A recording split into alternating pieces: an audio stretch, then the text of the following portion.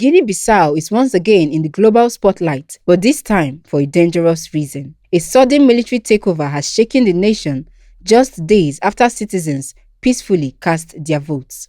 And now, the United Nations is speaking out loud and clear. UN Secretary-General António Guterres has taken a firm stance, warning that democracy must not be hijacked. Here's what happened and what the world is demanding. The UN Secretary-General António Guterres strongly condemned the military coup carried out in Guinea-Bissau.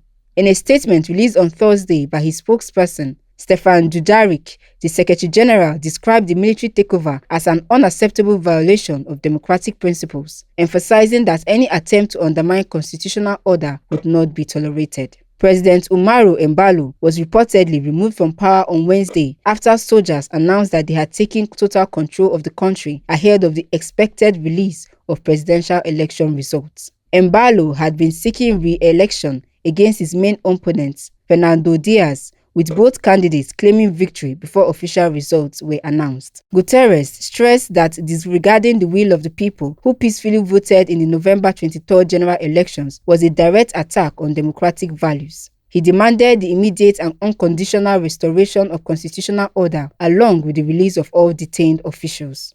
The UN chief specifically called for the release of individuals involved in the electoral process, opposition leaders, and other political figures. He urged all parties to act with restraint, respect democratic institutions, and uphold the rule of law. Guterres further insisted that the military junta must comply with international human rights obligations and respect the citizens' mandate. He stated that any disputes must be settled through peaceful and inclusive dialogue as well as through proper legal procedures. The Secretary-General reaffirmed the full support of the United Nations for ECOWAS and the West African Elders Forum in their efforts to restore calm in Guinea-Bissau. He expressed strong support for their mission to protect democracy, promote stability, ensure the peaceful completion of the electoral process, and guide the country back onto its democratic path. Guinea-Bissau now stands at a crossroads. Will democracy be restored, or will the country plunge deeper into uncertainty? The world is watching, and the UN has made its position crystal clear. Stay tuned for more updates, and if you want real stories from Africa and beyond,